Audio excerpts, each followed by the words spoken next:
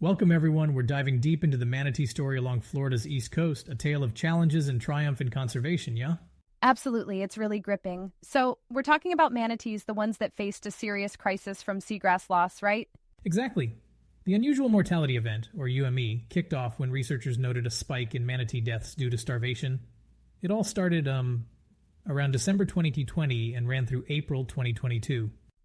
That's quite a span, and during that time, there were over 1,000 recorded deaths, correct? Yep, a staggering 255 manatee carcasses were documented. But alongside that, the agencies rescued 137 manatees. So there was a massive coordinated effort underway. Wow, 1255 is huge. It's really a wake-up call in environmental monitoring. It sure is. The cause was pinpointed as starvation. Manatees were literally starving because of a drastic loss of seagrass, especially in the Indian River Lagoon, or IRL. And seagrass is like the main food source for these critters, right? Exactly. It's absolutely critical. Without the seagrass, manatees can't find the nourishment they need, and that collapse of forage was unprecedented. That must have sent shockwaves through conservation circles. How did the agencies respond? So the U.S. Fish and Wildlife Service, along with the Florida Fish and Wildlife Conservation Commission, quickly banded together with partners to investigate. They didn't just sit back, they set up immediate response strategies. And I believe they did more than just rescue, right? Right, they implemented long-term plans too. They rolled out intensive manatee rescue collaborations, initiated aquatic habitat restoration, and enhanced monitoring efforts significantly. That sounds like cutting-edge teamwork. They even used regionally focused aerial surveys and satellite-linked GPS radio tags, if I remember correctly. Exactly. They used these high-tech methods to really track manatee movement and habitat use so they could figure out what was happening, and importantly, to shape conservation tactics as they went along. Yeah, it's like they knew the stakes were high and had to act fast, and wasn't there a supplemental feeding trial involved as well? Oh, yeah.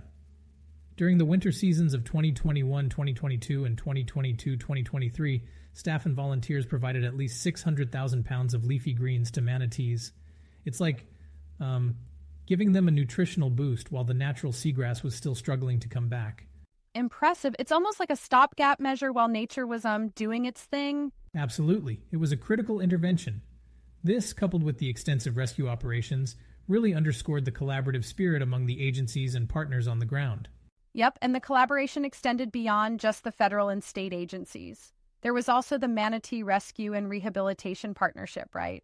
Correct. The MRP, which is a cooperative of 24 organizations dedicated to rescuing, rehabilitating, and returning manatees to the wild. They really stepped up to manage the overflow of cases, shifting stable manatees from critical care to holding facilities to free up space for those in more dire need. It's truly a holistic approach. But I sometimes wonder, given the scale of these interventions, are they sustainable long-term, or is this just a stopgap? That's a valid point, and it's something many conservationists are thinking about. While the massive effort and funding, including state support for facility enhancements, have been tremendous, the reality is that long-term sustainability hinges on restoring and protecting the habitat itself. Right. It seems like without the habitat restoration, all these measures might only mask the symptoms rather than really solve the crisis. Exactly. And on that note, one success story is the recovery in the seagrass beds in key areas. Though it's important to note that not every region has bounced back yet, especially portions of the IRL still face environmental challenges.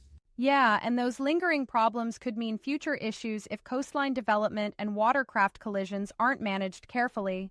You're absolutely right. Even with the UME closed on March 14, 2025, the agencies maintain an ongoing commitment.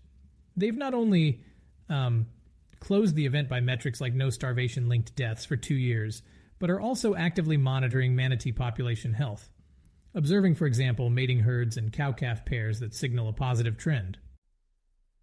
It's like a breath of fresh air to see them making some gains and the animals bouncing back. And the story really emphasizes that resilience, yeah?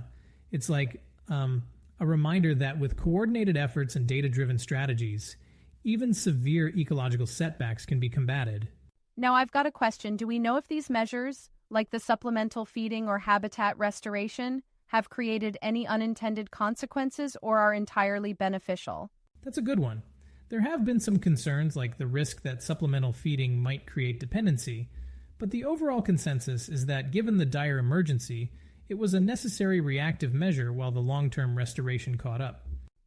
It's a bit like administering medicine in an emergency. You have to be careful it doesn't inadvertently cause other issues. Exactly. It's a delicate balancing act. The agencies are continuously evaluating the outcomes with robust research and monitoring efforts, ensuring they stay on top of any potential side effects. And that continuous monitoring probably helps in adjusting strategies on the fly, right? Precisely. It's all about being adaptive. They use ongoing analysis of data from aerial surveys and GPS tagging, which feeds back into models for population-level impacts. That way, if any negative trends start to emerge, they can tackle them early. It's pretty fascinating how technology is playing such a big role in conservation now, from satellite tags to dynamic habitat models. Indeed, it's like having a pulse on the ecosystem at all times.